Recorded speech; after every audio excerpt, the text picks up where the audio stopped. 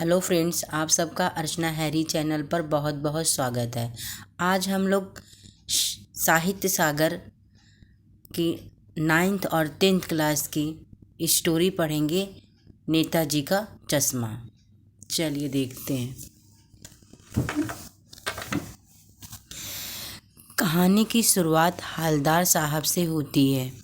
हालदार साहब हर 15वें दिन कंपनी के काम के सिलसिले में एक कस्बे से गुजरते थे। कस्बा बहुत ही छोटा था। छोटा सा बाजार था और चंद पक्के मकान थे।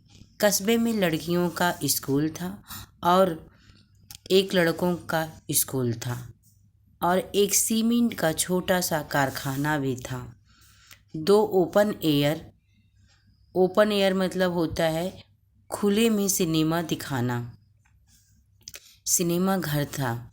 एक नगर पालिका भी थी। हालदार साहब जब 15वें दिन काम के सिलसिले में निकलते थे तो बीच में ये कस्बा पड़ता था। कस्बे के चौराहे पर नेताजी की संगमरमर की मूर्ति थी। नेताजी सुभाष चंद्र बोस को कहते हैं, जैसा कि आप सब लोग जानते हो। नेताजी की तस्वीर में हर जगह चश्मा पहने हुए होते हैं, परंतु इस संगमरमर की मूर्ति पर पत्थर का चश्मा नहीं था।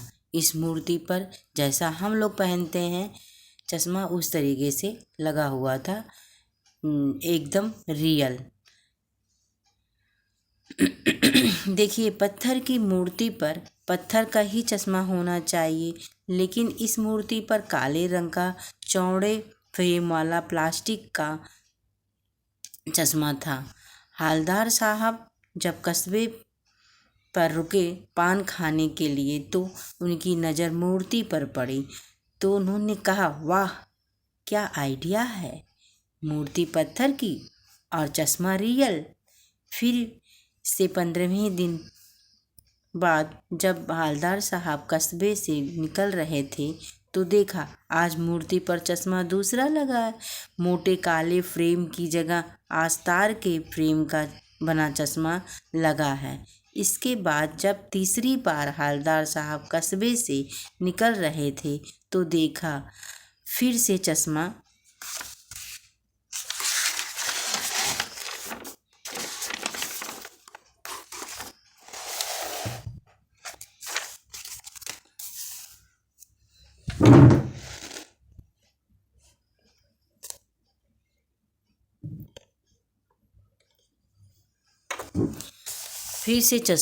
बदला हुआ था।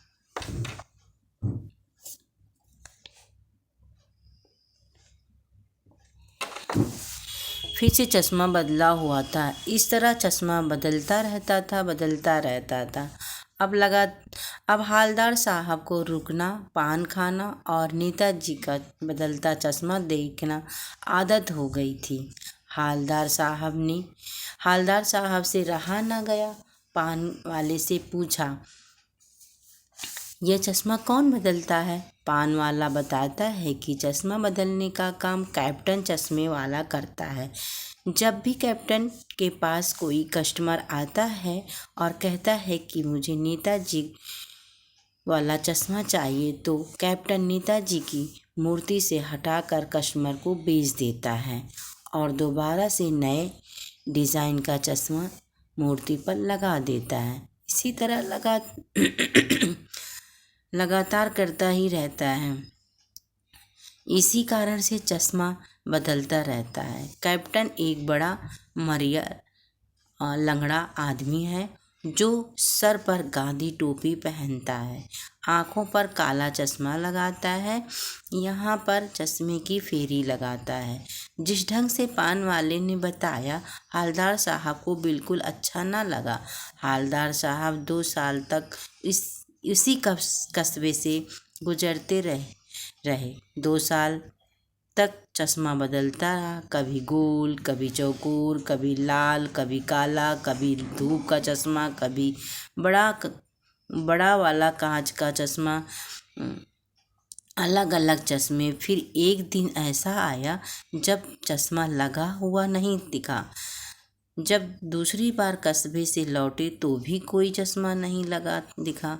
हवलदार साहब को अजीब लगा। उन्होंने पान वाले से पूछा, भाई क्या मसला है? चश्मा क्यों नहीं लगा हुआ है? आज पान वाले ने बताया कि कैप्टन चश्मे वाले की मौत हो गई है। इस